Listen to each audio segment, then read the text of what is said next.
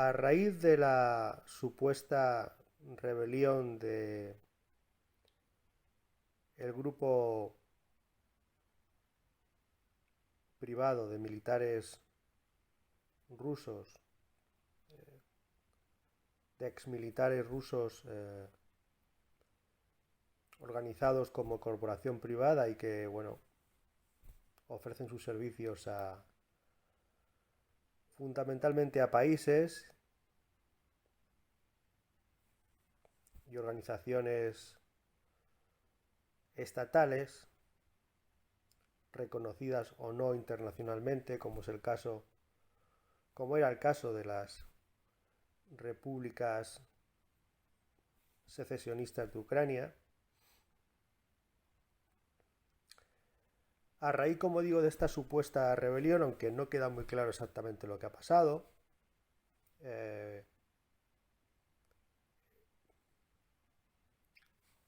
se, rea se, reactiva, se vuelve a poner en cuestión, en tela de juicio, exactamente cómo va la campaña militar en Ucrania, particularmente de Rusia, de los rusos. El apoyo en Wagner, en este grupo de exmilitares reconvertidos en corporación privada, el apoyo de Rusia, como digo, en los Wagner ha sido fundamental, ha sido muy importante para mantener la presión en los frentes y para mantener eh, el espíritu de combate y la incidencia de Rusia en lo que es el territorio ucraniano y en infligir bajas al ejército ucraniano. Los Wagner han sido muy importantes, pero no han sido lo más importante. ¿De acuerdo? Los Wagner han cubierto huecos, han sido muy importantes en, en el tema de comandos, en el tema de incursiones, en el territorio ucraniano, en definitiva, en mantener el espíritu de combate y mantener la combatividad eh, del ejército ruso, porque en definitiva los Wagner estaban y siguen estando, porque su participación en el conflicto sigue siendo activa. Los Wagner están incorporados al ejército ruso como una unidad de combate más, como unidades de combate de este ejército. Y de ahí viene la disparidad de criterios, en fin, esta presunta rebelión que tiene toda la pinta de ser un amotinamiento de unidades de combate, de batallones, que en determinado momento no están de acuerdo con las directrices que reciben del alto mando, que las cuestionan y que se rebelan y se enfrentan a ese alto mando porque no están de acuerdo con una serie de directrices que están recibiendo. Y este amotinamiento, esta rebelión de unidades militares, pues sobre todo en combates, en guerras, en conflictos que se alargan y que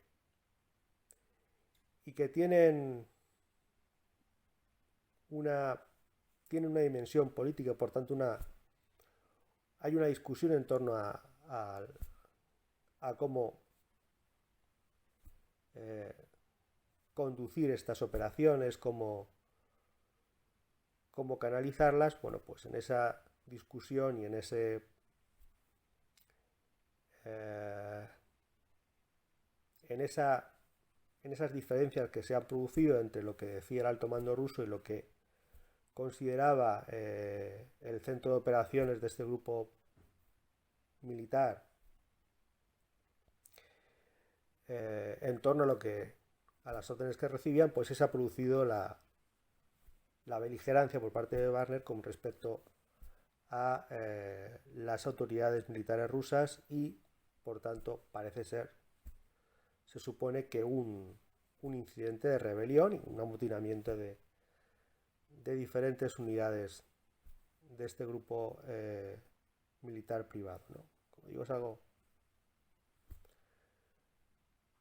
relativamente recurrente en este tipo de conflictos y que, bueno, pues eh, seguramente dará lugar a que el propio ejército ruso replantee cómo utiliza este tipo de unidades militares privadas eh, en conflictos que, bueno, que tienen que ver con sus intereses nacionales más allá de sus fronteras, ¿no?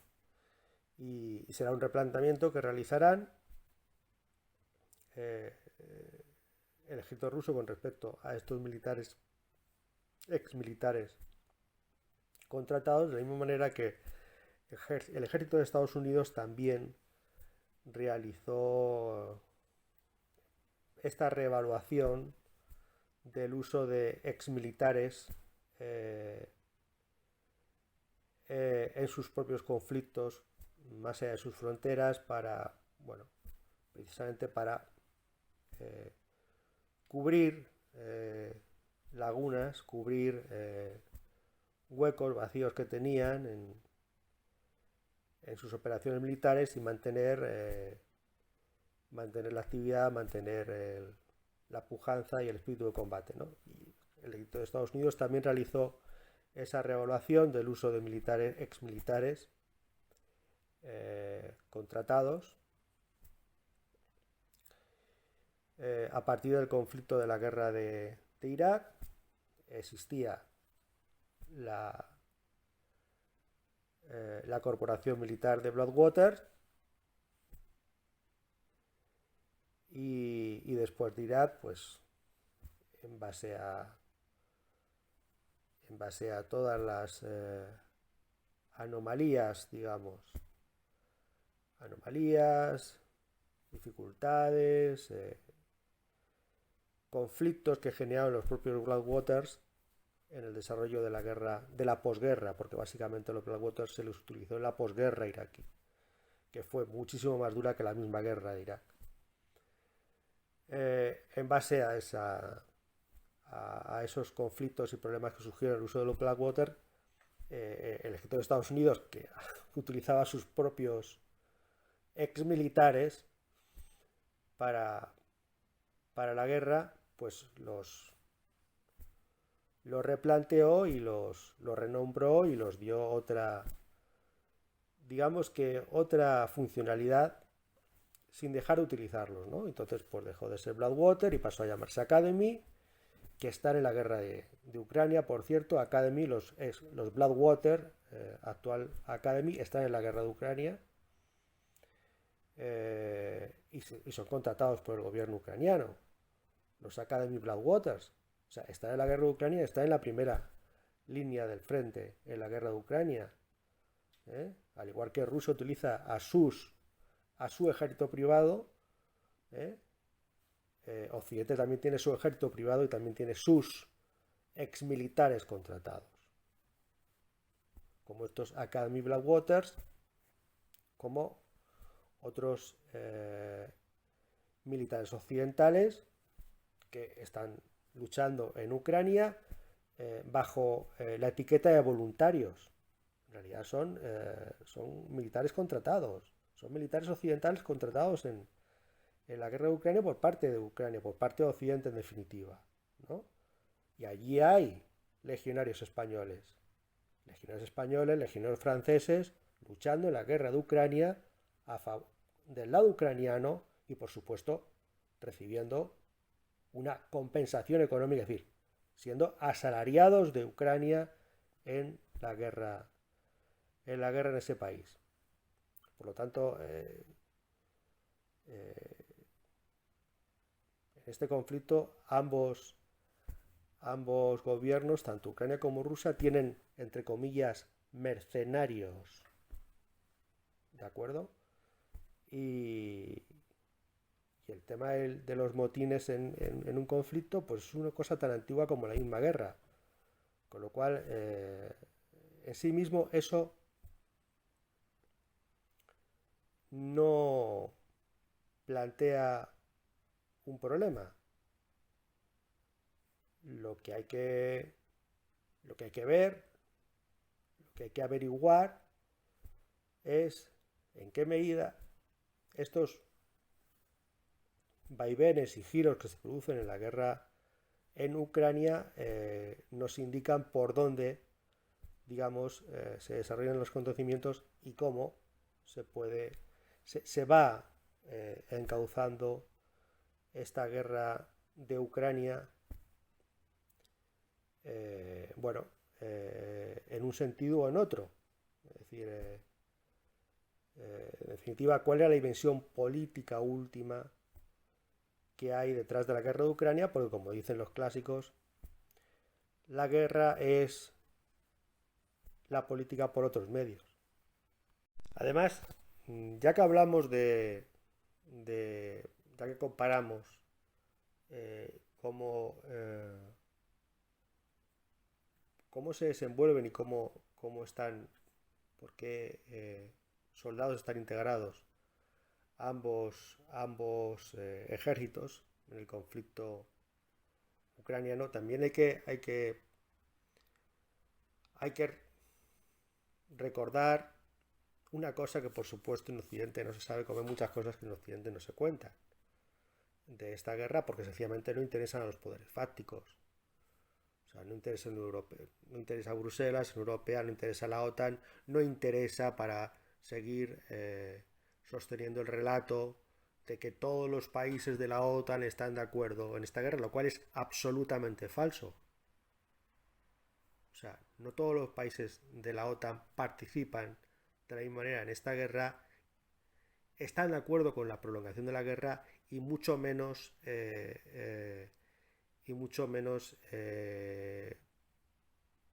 quieren que la guerra continúe ni un día más. Hay grandes divergencias, grandes diferencias de criterio dentro de los países de la OTAN en cuanto al desarrollo de esta misma guerra.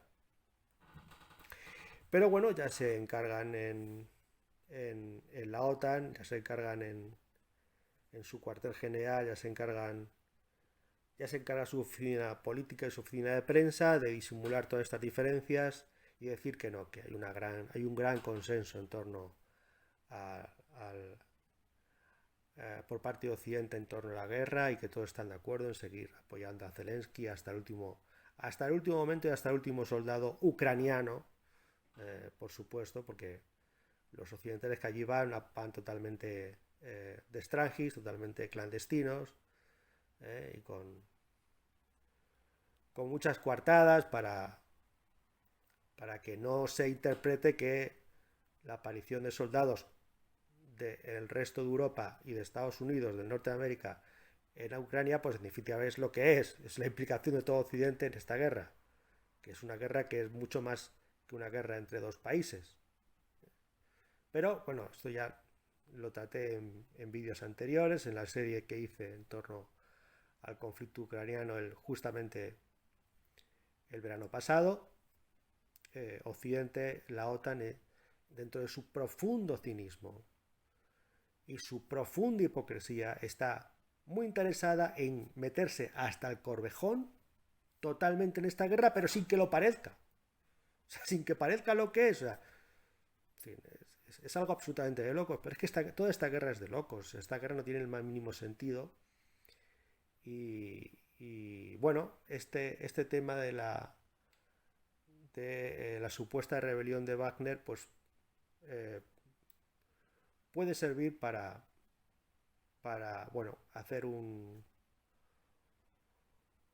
una rápida revisión de cómo marcha esta guerra totalmente desquiciada y alucinante en Ucrania y bueno, de paso, bueno, contrarrestar la propaganda occidental masiva, brutal, de la que desgraciadamente se hacen eco en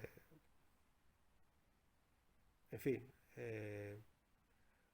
algunos yo creo que con buena intención, otros directamente porque les importa un bledo cuál es la verdad de los acontecimientos, y al final pues se hacen eco de la versión oficial occidental, incluso medios de comunicación y canales que supuestamente son críticos o supuestamente son alternativos, ¿no? Y bueno, el tema de los Wagner de comienzos de verano pues puede darnos pie a un poco a situar cuál es el desarrollo de esta guerra y cuáles son las claves de esta guerra a fecha de hoy.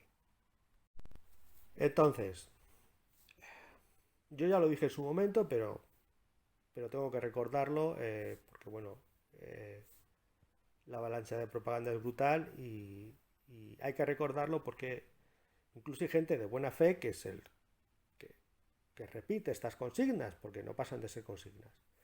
Vamos a ver, el inicio del conflicto en marzo del 2022, del año pasado, no tuvo nada que ver con una Blitzkrieg, con una guerra relámpago. Porque si hubiera sido una guerra relámpago, tener seguro, tener medianamente seguro, o sea, no cabe duda al respecto. Si Rusia hubiese querido, al inicio de marzo, finales de febrero, inicios de marzo de 2022, ocupar Kiev, lo hubiera ocupado. O sea, no tiene que haber la más mínima duda al respecto. Si hubiese querido ocupar Kiev, lo hubiera ocupado la capital. Si Kiev era un objetivo militar legítimo, según el gobierno ruso, para el desempeño de esta guerra, Kiev hubiera caído. Sin la menor duda. Kiev hubiera caído. No se fue a por Kiev. No se fue a por Kiev. Primero porque militarmente era absurdo. Era absurda la ocupación de Kiev. Porque ese no era el objetivo militar ni político al comienzo de esta guerra. No era ese el objetivo militar. Bueno, otra cosa es que nos queramos inventar películas. Bueno, pues inventémonos películas, ¿vale? Inventémonos películas, pasemos olímpicamente de las declaraciones de los gobiernos, pasemos olímpicamente de lo que dicen los gobiernos, de lo que plantean los gobiernos, y nos inventamos películas, hacemos una película de buenos y malos y ya está, y se acabó, y no importa. El desarrollo de la guerra no está sin cuidado y inventamos nuestra película, ¿vale? Pero esa no es la cuestión, o sea, ese no es el tema. O sea, Rusia no dijo que esto fue una guerra de invasión, o sea, no dijo que esto fue una guerra para ocupar Ucrania o para ocupar el este de Ucrania. No dijo eso, porque si hubiera sido ese el planteamiento, efectivamente se hubiera quedado con una parte del este de Ucrania. Como por otro lado, algunos gobiernos occidentales, particularmente el polaco, pues no dejaban de acariciar esa idea. Bueno, los rusos se quedan con una parte de Ucrania, nosotros con otra, y así nos debíamos a Ucrania y fuera. Se acabó. No, ese no era el tema de esta guerra. Entonces, el comienzo de esta guerra no plantean la ocupación de Kiev. Lo que plantean es, eso sí, un cerco a Kiev. Pero ese cerco a Kiev tiene un objetivo político y militar. El objetivo político principal, ¿cuál es? Obligar a Kiev a negociar con respecto a las repúblicas secesionistas del este de Ucrania, que son el tema de la guerra. El tema de la guerra no es ocupar Kiev, no es cambiar el gobierno de Kiev. El tema de la guerra no es repartirse Kiev con los polacos y con los húngaros. No, el tema de la guerra es lo que dio origen a la guerra, que es la cuestión de la mayoría rusa en las repúblicas secesionistas del este ucraniano. Entonces, otro engaño que se plantea con respecto a al inicio de este conflicto en Ucrania por parte de Rusia. La cuestión de que Rusia no tenía derecho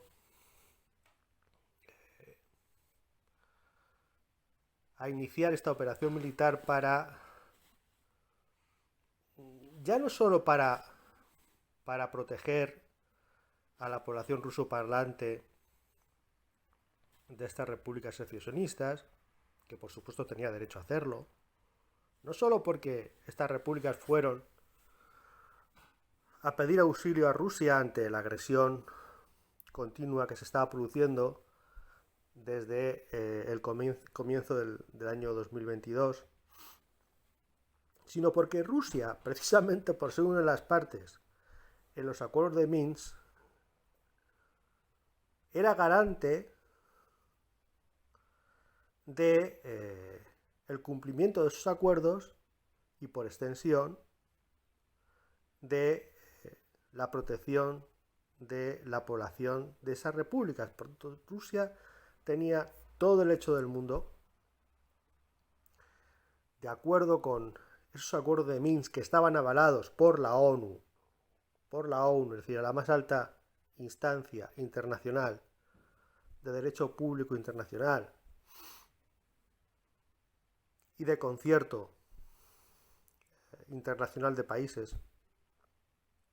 Rusia tenía todo el derecho del mundo, de acuerdo con esos acuerdos de Minsk, y de acuerdo con el derecho público internacional, de ir a proteger a esa población que estaba siendo agredida, que estaba siendo sometida a una guerra cruel, inhumana, por parte del que se suponía que era su gobierno, es decir, el gobierno de Kiev, de Ucrania.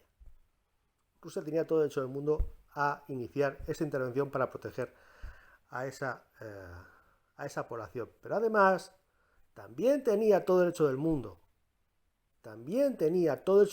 precisamente de acuerdo al derecho público internacional, de acuerdo a ese acuerdo de Minsk, tenía todo el derecho del mundo a desplegar esa operación militar más allá de las fronteras de estas repúblicas separatistas y imponer un cerco a Kiev. Pero no imponer un cerco a Kiev porque quería ocupar Kiev o destruir Kiev, que si quería lo podía haber hecho. Pero es que no quería hacerlo. No quería hacerlo porque era absolutamente contraproducente. Era una locura. ¿Cómo iba a hacer eso? No es el planteamiento de Rusia. El planteamiento de Rusia era y sigue siendo obligar a Kiev, en el mejor de los sentidos, obligar a Kiev, por supuesto, porque cuando un maleante, un sinvergüenza, un criminal está haciendo algo malo, la autoridad pública competente tiene que obligar a ese sinvergüenza, a ese criminal, a ese maleante, a volver al camino de la sensatez, de la rectitud, del respeto de los derechos humanos. Y si ese sinvergüenza no lo hace, pues tomará las medidas que sean oportunas por parte de la autoridad pública competente para resolver la situación y que vuelva otra vez la convivencia y la concordia a las calles. Y Rusia en este conflicto tiene ese papel de policía, de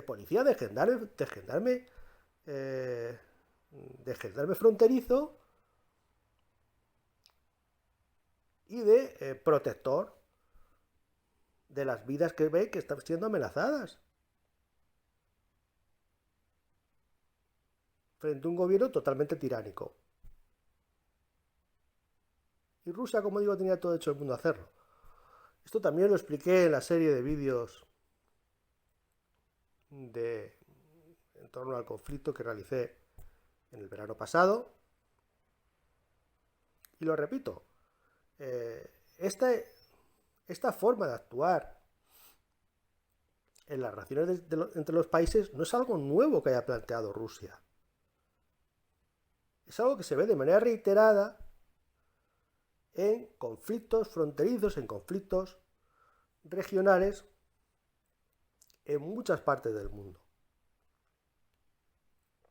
Y es algo que incluso la propia ONU avala y ha avalado,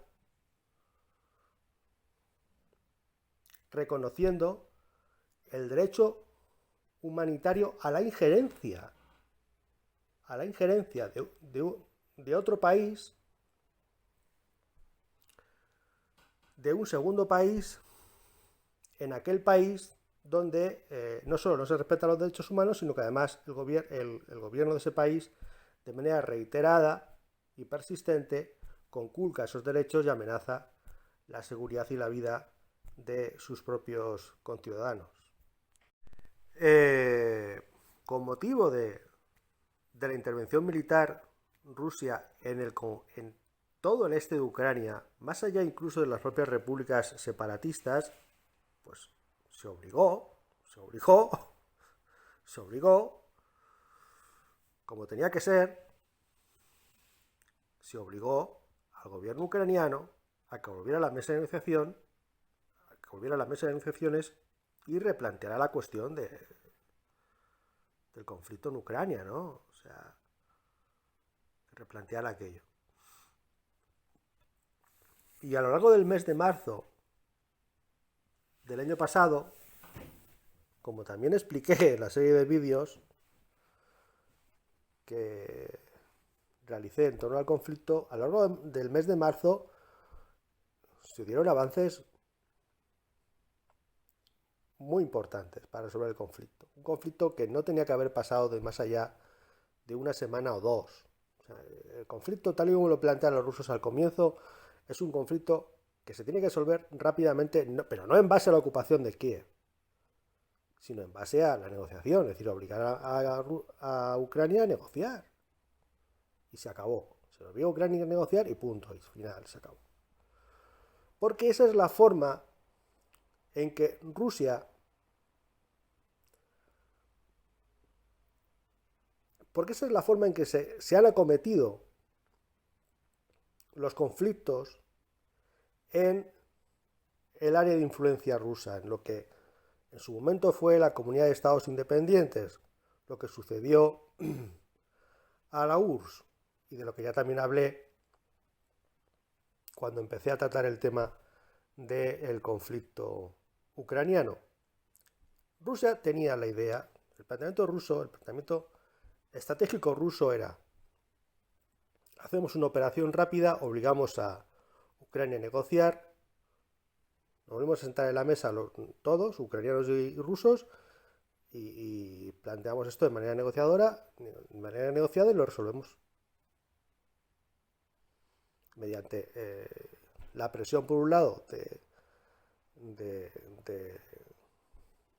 ejército, pero por otro lado, en la mesa de negociación se retoma el tema de los acuerdos de Minsk y se garantiza una seguridad para los ciudadanos de las repúblicas rusófonas, separatistas, prorrusas de Ucrania. Este era el planteamiento de Rusia. Resolver este conflicto como se habían resuelto los otros conflictos que se habían desarrollado y que se suceden en su área de influencia, lo que es la antigua Confederación de Estados Independientes. Cómo se desarrolla el conflicto que periódicamente reaparece en Armenia, mismamente. Es decir, el conflicto armenio es un conflicto que tiene una razón de ser muy parecida al conflicto de las repúblicas prorrusas de Georgia, de Abjasia y Osetia del Sur, y son conflictos de naturaleza similar, es decir, que tienen que ver con la desaparición de la URSS. Se separan las repúblicas de la antigua URSS, se independizan, pero claro, hay una serie de conflictos ahí, culturales, lo que se denominan étnicos, lingüísticos, etcétera, que, dentro de la URSS pues se canalizaban de una forma más civilizada, pero cuando acaba la URSS, pues aquello se convierte en guerra civil, o en guerras entre poblaciones, o en guerras entre etnias, ¿no? Entonces, Estos conflictos en esa área de influencia rusa se han resuelto en cuestión de semanas. En cuestión de semanas. El mismo conflicto armenio entre Armenia y entre Armenia y Azerbaiyán, quiero decir, en el que media Rusia, que se llama Rusia para mediar, porque sin Rusia no se podría resolver ese conflicto, porque Estados Unidos intentó resolver el conflicto. Al final del mandato de Trump, Estados Unidos, la reproducción de ese conflicto, Estados Unidos intentó mediar y fue totalmente infructuosa su mediación, tuvo que volver Rusia a mediar y fue cuando, con la mediación de Rusia, como el conflicto se reencauzó y sigue reapareciendo todavía porque es un tema que, en fin, que no se ha resuelto por completo, pero cuando reaparece ese conflicto, pues es cuestión de días o como mucho de semanas. Y es así como plantea Rusia este conflicto en Ucrania. Un conflicto rápido que se resuelva en semanas. Mediante la mesa de negociación, bueno, hay una diferencia entre etnias, entre poblaciones, reaparece el conflicto armado, pero se vuelve a la mesa de negociación y se reencauza el conflicto. Es así como quiere resolverlo Rusia durante el mes de marzo. Y lo hubiera resuelto. Lo hubiera resuelto así si Occidente se hubiera empeñado en mantener la guerra a toda costa por intereses egoístas, espurios y criminales de las élites occidentales y concretamente de las élites políticas y financieras de Estados Unidos y del gobierno que había entrado en Estados Unidos por parte del pedófilo de Joe Biden. Entonces, después de Mariupol y después del desastre de la contraofensiva ucraniana, no tenía ningún sentido, es que ya no se podía defender desde ningún punto de vista continuar con la guerra. Y de hecho, todo el mes de mayo, y también lo explicamos en su momento, lo expliqué en su momento, en los vídeos que desarrollaba para explicar cómo la evolución de la guerra en su época de mayor fragor, ¿no? cuando este conflicto estaba más candente. A lo largo del mes de mayo, continuar con la guerra se vuelve cada vez más absurdo, es decir, se vuelve algo totalmente más imposible.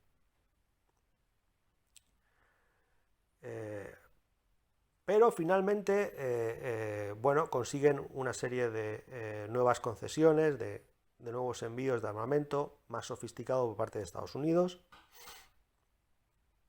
lo cual vuelve el desarrollo de la guerra, del conflicto, mucho más peligroso, porque al emplearse armamento más sofisticado, pues bueno, el conflicto puede cambiar de naturaleza, ¿no? Y ser un conflicto que, como también decía en su momento, acabe siendo un conflicto regional.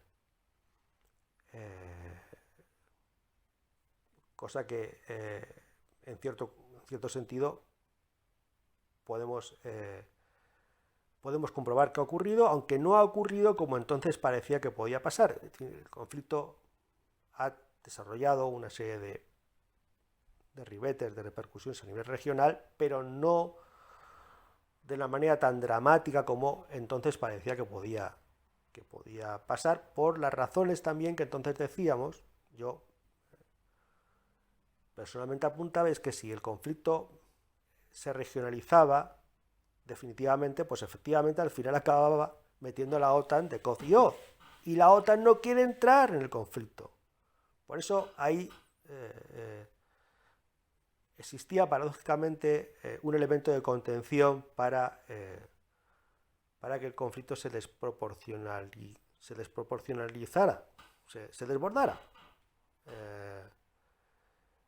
Y por lo tanto, bueno, en fin, se mantuvo el conflicto de una manera, como digo, totalmente imposible, totalmente inverosímil, y de hecho todo el verano del 2022 es que es un desangramiento en cuanto a efectivos, en cuanto a recursos de Ucrania. Bueno, es un avance de Rusia que llega a controlar más del 20% del territorio. Y cuando, en fin, modestamente creía que la guerra se podía dar por terminada tanto si se llegaba a algún tipo de acuerdo como si no, porque desde luego Rusia, la voluntad de Rusia es ocupar el territorio, parte del territorio del este de Ucrania de manera indefinida. Esa es su voluntad. Y ha sido su voluntad desde el momento en que ha metido a sus militares allí. O sea, Rusia mete a sus militares allí no para que salgan a las 2 semanas. ¿No? Rusia mete a sus militares allí para que, a ser posible, con los acuerdos que sea necesario con Ucrania y bajo supervisión internacional, pero que los militares rusos se queden allí. Porque precisamente los militares rusos son la garantía. No solo de que cualquier tipo de acuerdo se vaya a cumplir, sino que además se cumpla el fin último por el cual Rusia interviene en el este de Ucrania, que es la protección de los civiles rusoparlantes que son agredidos salvajemente, criminalmente, por el presunto gobierno ucraniano. Bueno, y al final del verano asistimos a otra campaña mediática en torno a una nueva supuesta contraofensiva ucraniana. De todo este tema de la contraofensiva ucraniana del verano, yo solo me quedaría con una cosa, haciendo abstracción de todo lo que pasó, quedaría para comentar largo y tendido, pero yo solo me quedaría con una cosa, con la cuestión de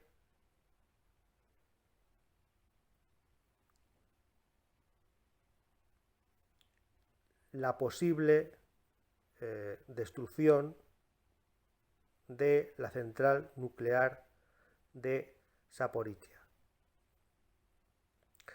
A lo largo de la intervención rusa en marzo de 2022, las centrales nucleares no habían entrado en la contienda, es decir, no habían sido objeto de contienda. Las centrales nucleares, en base a un acuerdo tácito entre militares rusos y ucranianos, las centrales nucleares quedaban al margen de la guerra, al margen del conflicto. Por lo tanto, había un acuerdo tácito de los militares de uno y otro lado de que en la zona de las centrales nucleares no se iba a desarrollar ningún tipo de enfrentamiento. Y que de hecho, tanto los militares rusos como los ucranianos garantizaban la estabilidad y el funcionamiento, la seguridad en definitiva de las centrales nucleares. Bien, ese status quo de las centrales nucleares en Ucrania desaparece en septiembre del 2022. En septiembre de 2022 asistimos a el empleo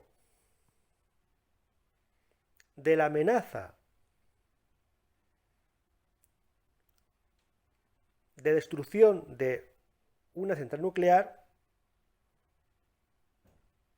como medio para inhibir o cohibir cualquier tipo de planteamiento agresor o cualquier tipo de estrategia militar por parte de el ejército ruso, para ser más concreto. Es decir, el ejército ucraniano utiliza la central nuclear de Zaporizhia como medio para amenazar intentar que se retire de Ucrania el ejército ruso. En definitiva, utiliza a la central nuclear de Zaporizhia y las centrales nucleares como medio de coacción, de chantaje en esta guerra. Y esto es algo totalmente nuevo. Hasta septiembre del 2022 eso no pasaba. Y la respuesta que dio el ejército ruso fue no cohibirse, no echarse para atrás, aceptar el envite, pero siendo ellos los que pasan a controlar la central nuclear de Zaporizhia, más concretamente, y siendo ellos los que garantizan su seguridad.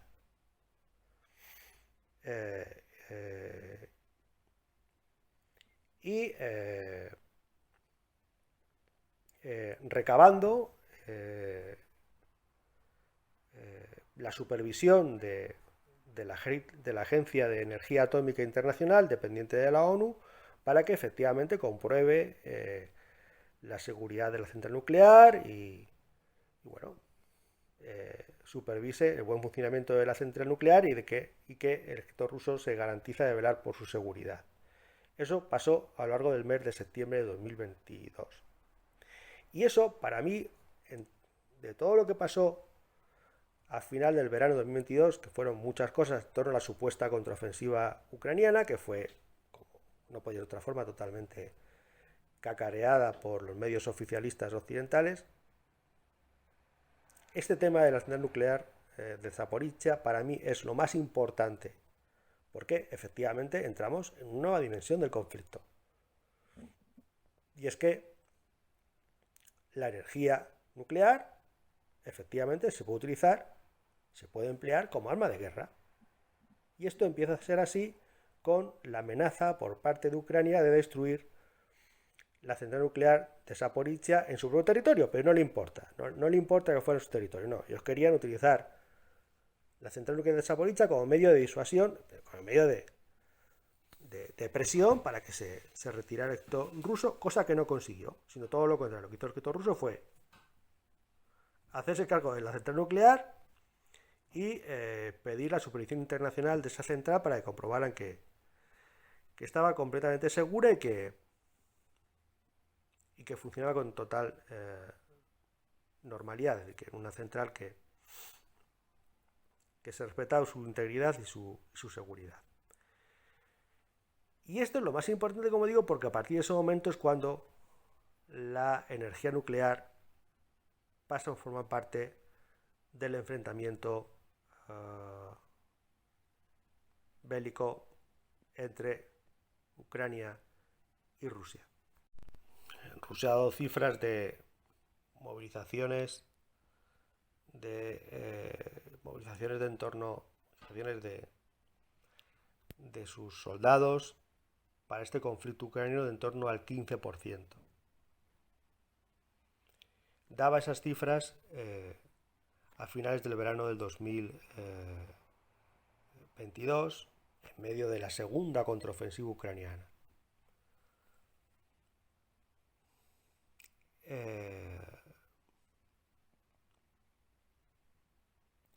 Sin embargo, el reclutamiento, como digo, en Ucrania es masivo, obligatorio, forzado, de soldados de población civil reconvertida en soldados que no está dispuesta a mantener ese conflicto, ¿no? De ahí precisamente que el amotinamiento o la rebelión de unidades militares haya sido mucho más frecuente en el ejército ucraniano que en el ejército ruso, donde la diversificación de sus unidades y su especialización es mucho más marcada. Y además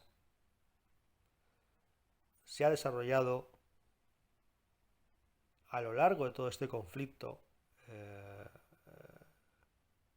ucraniano, en primer lugar, después ruso-ucraniano, de tal forma que los soldados de las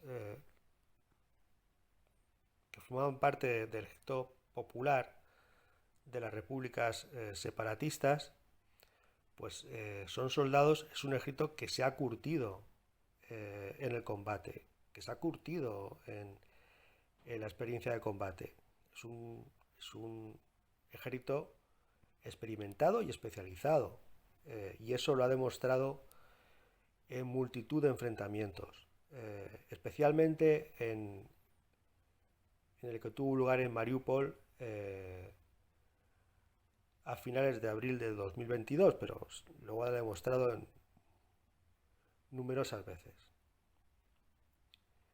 Sin embargo, el ejército ucraniano es un ejército de reclutas, de reemplazo, como se dice, que no está preparado. No está preparado para un conflicto de esta envergadura, que efectivamente, como yo ya decía, nuevamente con toda humildad, en torno a abril ya tenía dimensiones de un conflicto de estado a estado, es decir, de un conflicto entre estados, una guerra total. En mi opinión, este conflicto ya tenía dimensiones de guerra total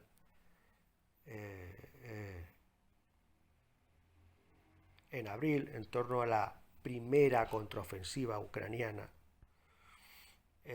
por las medidas que, precisamente, las medidas en cuanto a la planificación económica, en cuanto a la planificación de la industria militar, que toma el gobierno ruso, tanto para resistir el intento de aislamiento económico de Rusia, como para sostener precisamente el esfuerzo de guerra y sostener las necesidades militares de su ejército en el este de Ucrania. El ejército ucraniano y el Estado ucraniano es un Estado que ya tiene claros síntomas de ser un Estado fallido en el verano del 2022. No solo por la destrucción que está infringiendo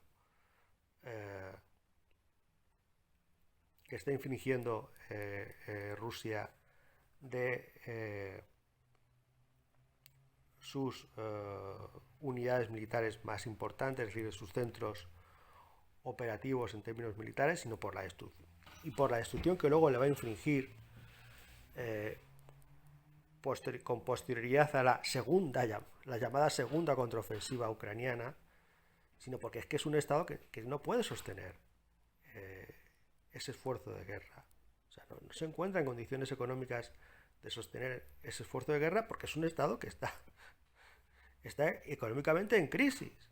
O sea, es un Estado que no puede. O sea, es un Estado que ya de por sí, para mantener su actividad civil, ya le cuesta enormemente. Es un Estado económicamente en crisis, inviable, que desde luego no cumple los parámetros, las condiciones para ingresar en la Unión Europea. O sea, en todo caso, el ingreso de Ucrania en la Unión Europea sería a largo plazo, y si se adopta, se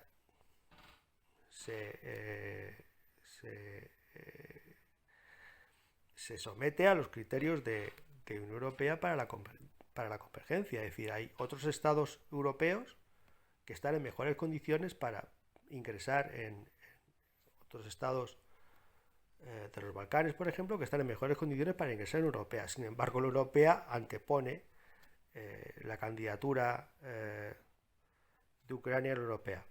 Dejando el tema este del ingreso de Ucrania en la Europea, es decir, es un Estado económicamente colapsado en el verano de 2022.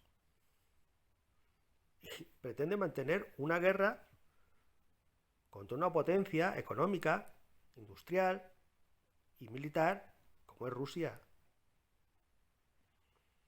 lo cual le aboca a ser un estado fallido.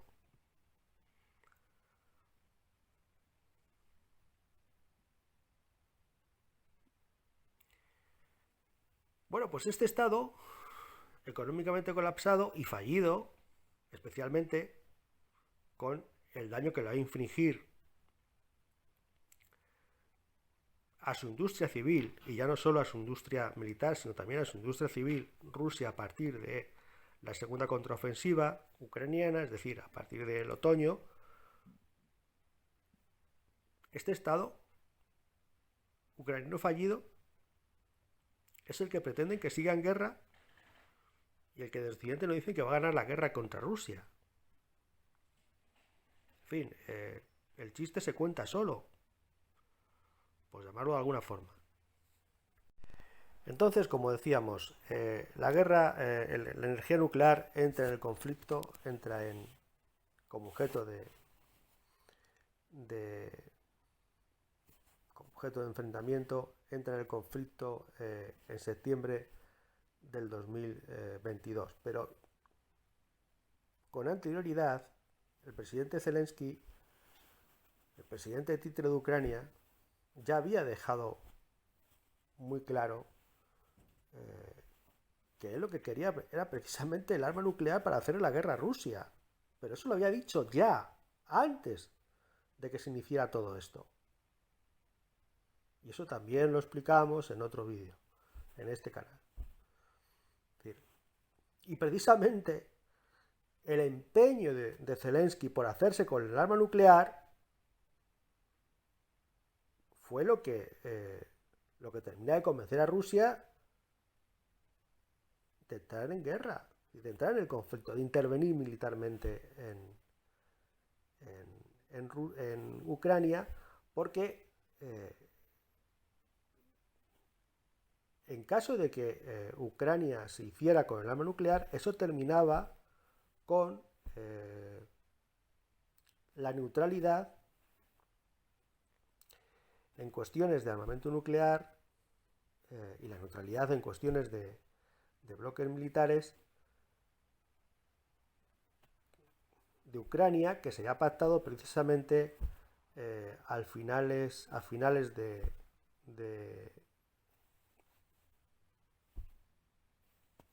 con motivo de la desaparición de la URSS, que se había pactado entre Rusia, Ucrania y Estados Unidos, el famoso memorándum de Budapest.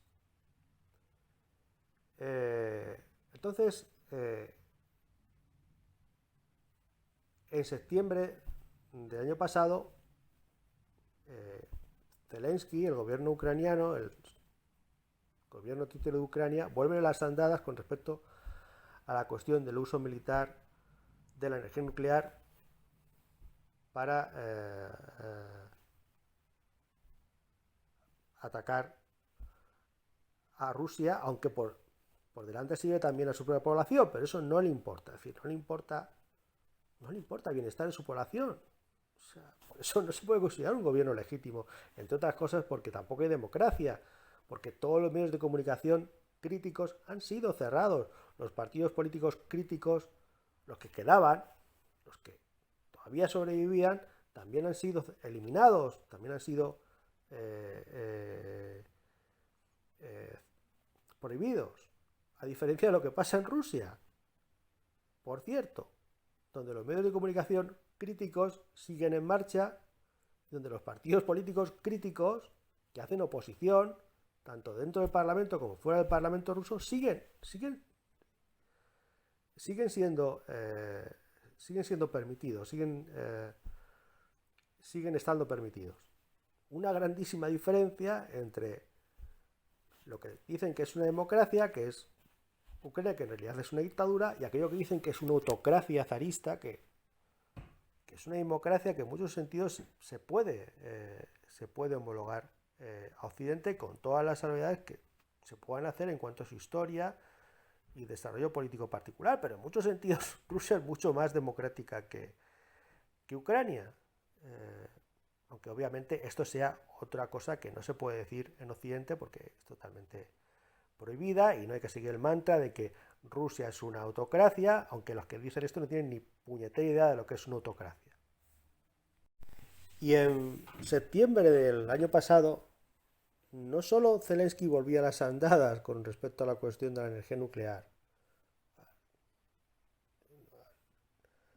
al deseo de utilizar la energía nuclear con fines militares en contra de Rusia, sino que además estaba pidiendo nada menos que un ataque nuclear preventivo contra Rusia. Porque supuestamente era Rusia la amenaza nuclear para el resto del mundo y no Ucrania con respecto a Rusia. Y a ese respecto, la doctrina militar rusa en lo referido al empleo del arma atómica, de la bomba nuclear, de la energía nuclear, es muy clara y no está sujeta a ambigüedades ni interpretaciones. Es muy clara, es un empleo fundamentalmente defensivo y disuasorio. Porque evidentemente la primera función de cualquier uso de la fuerza es tanto la disuasión como la proporcionalidad.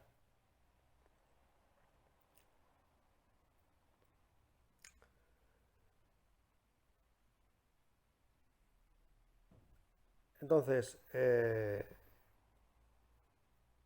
esto ocurría en septiembre.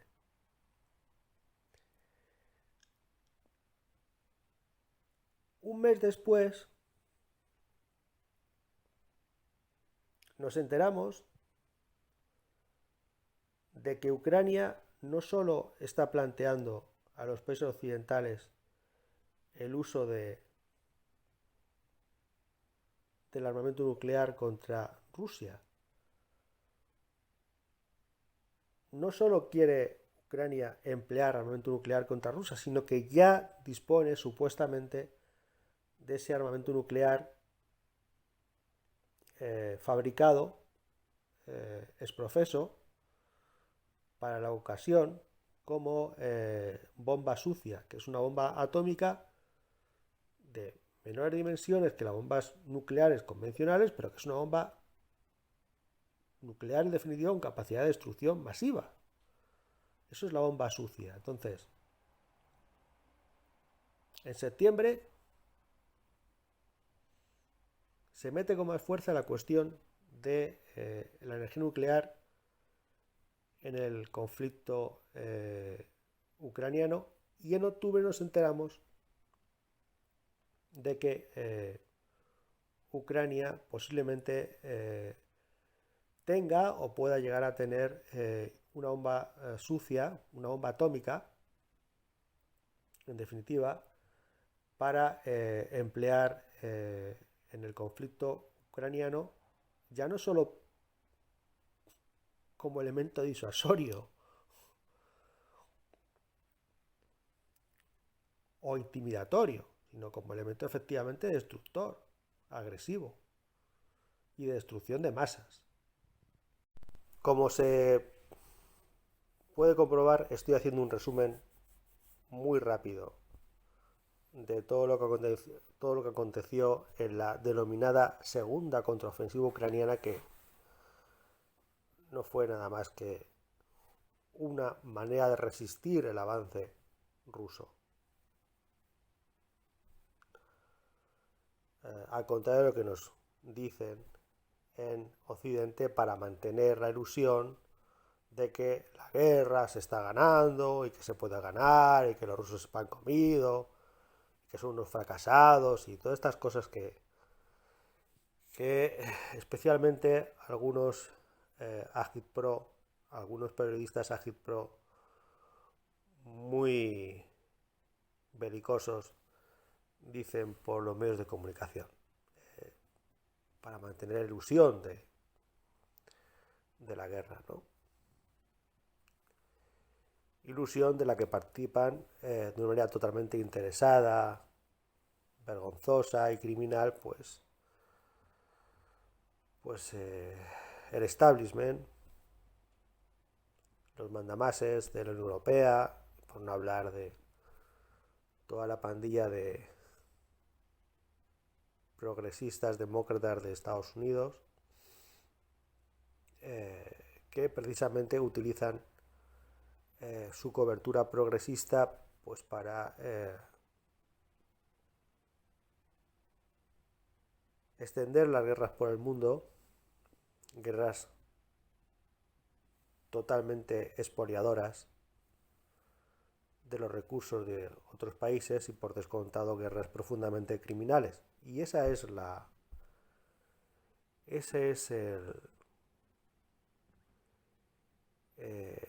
característica del partido supuestamente de izquierda demócrata de Estados Unidos, que utiliza esa supuesta izquierda precisamente para expandir la guerra y para expandir la explotación de otros países.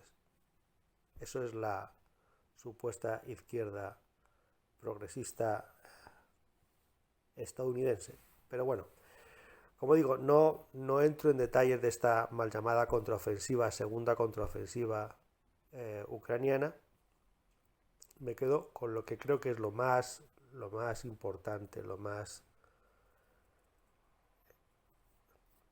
sustancial para entender el desarrollo de la guerra en términos tanto políticos como militares, porque en definitiva todo conflicto armado tiene un trasfondo político que es el verdaderamente importante y el que hay que resaltar. Por lo tanto, energía nuclear de vuelta al conflicto, más presente que nunca en el conflicto, a partir del otoño del 2022. Nos enteramos de que Ucrania está detrás, si no tiene ya una bomba sucia para utilizar en este conflicto. Y entonces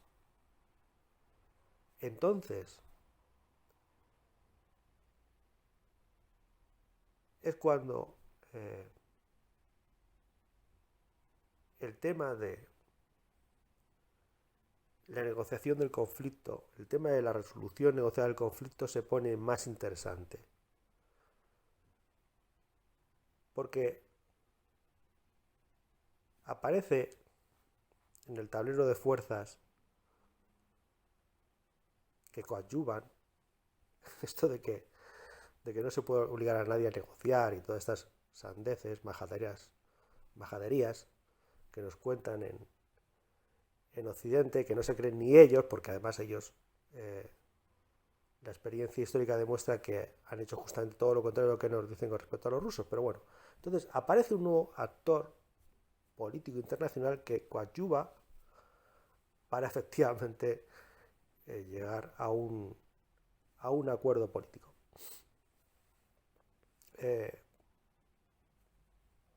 En el primer semestre del 2022, Turquía había sido muy importante para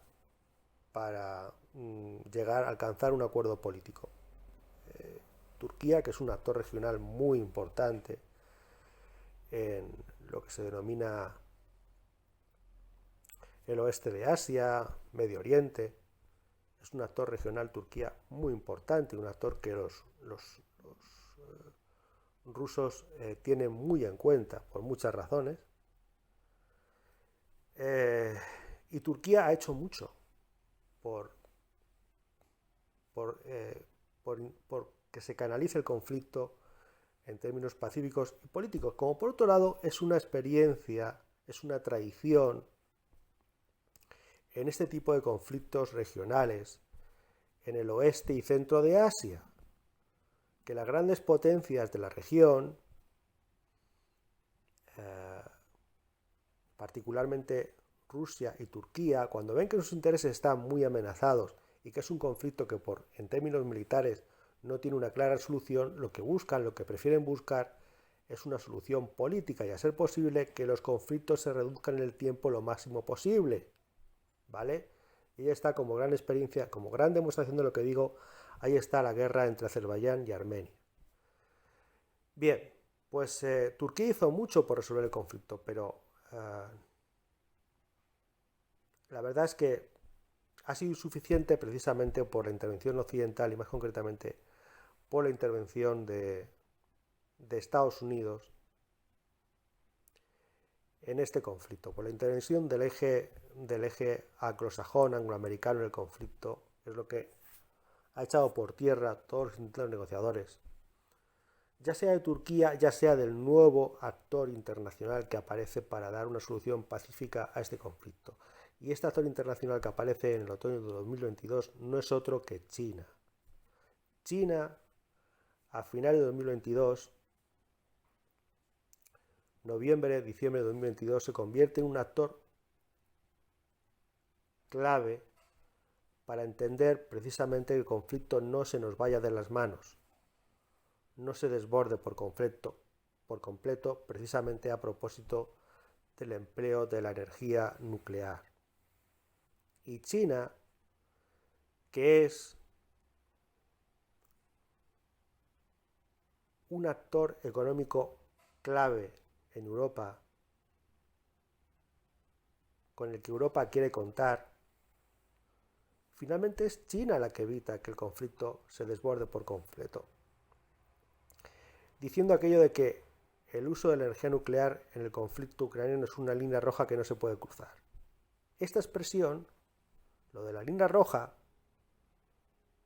referido a la energía nuclear, es suficiente para que el tema del uso de la energía nuclear se deseche. No se vuelve a hablar más de ello. El tema de la central nuclear de Zaporizhia todavía va a seguir siendo una cuestión candente. Todavía siendo una cuestión candente. Y va a seguir el ejército ucraniano y el gobierno criminal de Ucrania va a seguir amenazando con atacar la central nuclear de Ucrania, de Zaporizhia, quiero decir. Pero el tema del uso de energía nuclear se va a ver que precisamente, que efectivamente es una cuestión demasiado seria como para jugar con ello en términos militares en este conflicto y se va a ir desestimando, Aunque el tema de Zaporizhia todavía siga siendo una cuestión candente en términos militares hasta el día de hoy.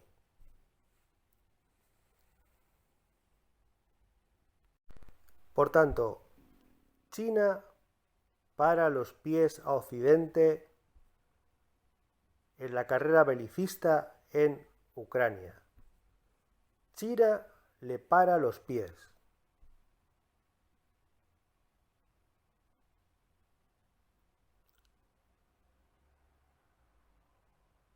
Luego en Occidente se dará otra interpretación de lo que pasa a propósito de las reuniones del G20 en China en noviembre, de los preparativos de esa reunión y luego de la reunión.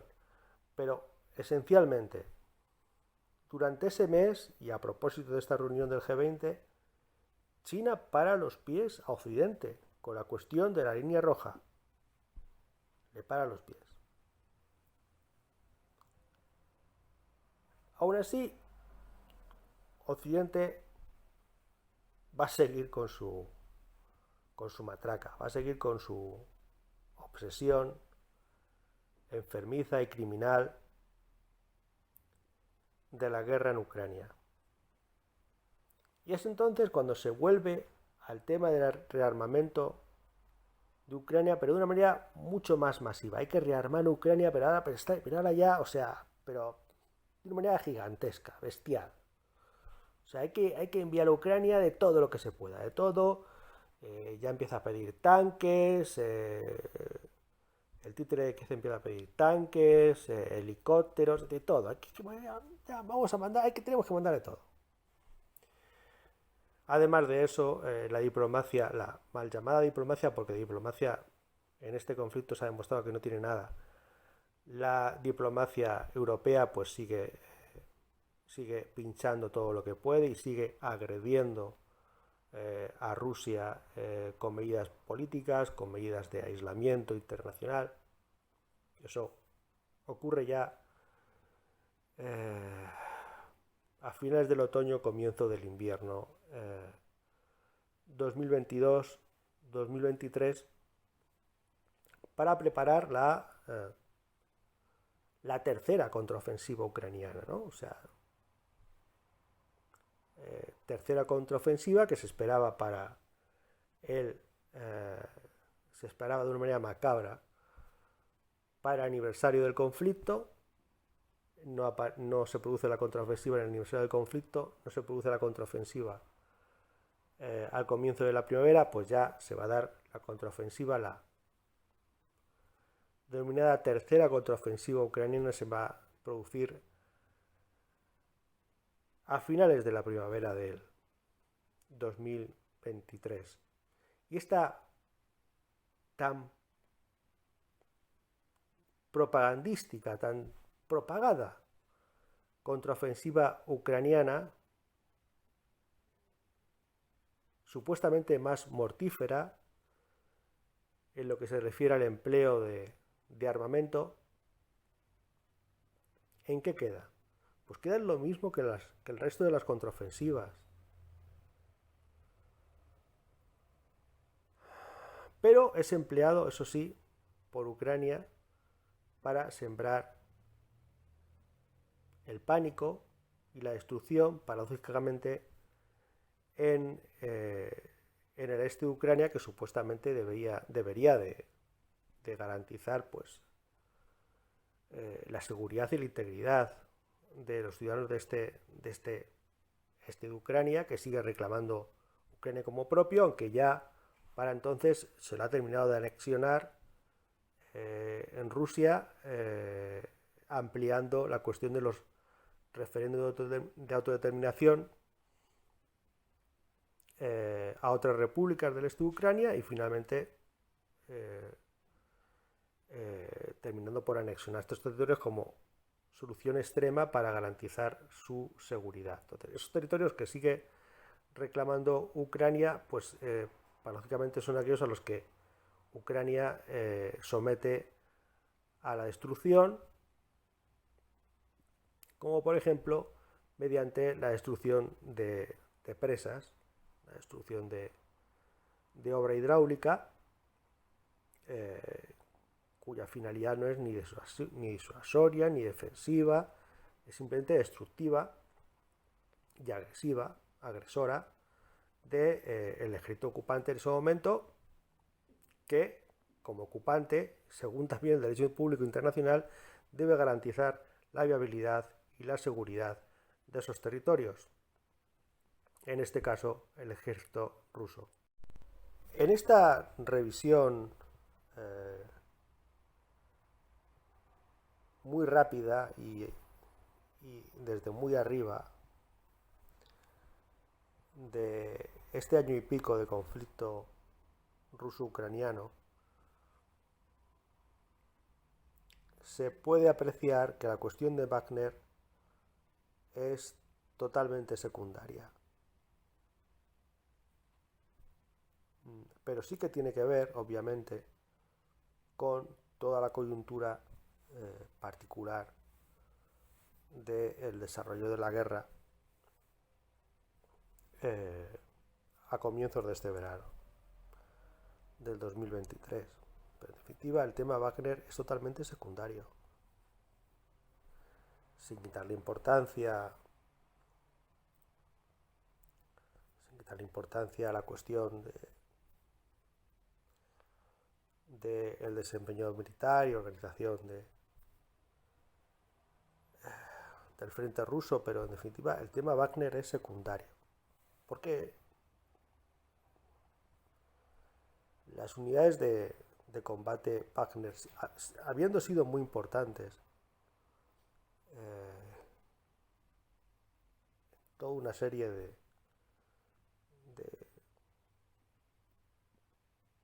acontecimientos militares y batallas, habiendo sido muy importantes y habiendo sido un apoyo fundamental en muchos sentidos para el ejército ruso, no es la médula del ejército ruso. O sea, Wagner no es la cuestión fundamental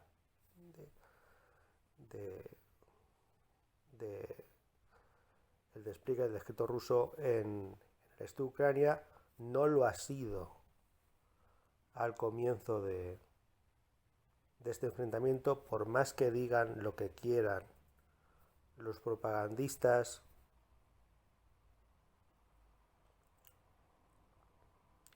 y los medios supuestamente enterados en cuestiones militares. La cuestión Wagner no es fundamental, no lo ha sido al principio y no lo es ahora, sin quitarle importancia. Pero hombre, es como si me dices que los Blackwater fueron fundamentales en la guerra de Irak. Y no lo fueron. Fueron muy importantes en cuestiones puntuales, en cuestiones logísticas y de estrategia para resolver problemas que se le presentaban al ejército de Estados Unidos en el desarrollo de la guerra. Pero no fue una cuestión fundamental, es decir, la guerra de Irak no dependió de los Blackwaters. De la misma forma que la guerra de Ucrania, la guerra en Ucrania por parte de Rusia no depende de Wagner. Depende de otras cosas, y algunas mucho más importantes que las mismas unidades Wagner, sin quitarles importancia para el desempeño militar y para el planteamiento militar de Rusia más allá de sus fronteras, de la misma forma, como ya he dicho anteriormente, que Estados Unidos sigue contando con los Blackwater con otro nombre, pero sigue contando porque siguen siendo importantes. Los Blackwater o Academy o los mercenarios occidentales, como los queramos llamar, siguen siendo importantes para el despliegue militar de Estados Unidos en el mundo. Y otro tanto pasa con los Wagner o mercenarios rusos, si se les quiere llamar así, o voluntarios rusos, como se les quiera llamar, o profesionales contratados rusos, como se les quiera llamar. Lo mismo pasa con respecto a los Wagner y el ejército ruso. Pero no es el tema fundamental. La cuestión fundamental, en mi opinión, es que efectivamente Rusia deja meridianamente claro su voluntad de mantenerse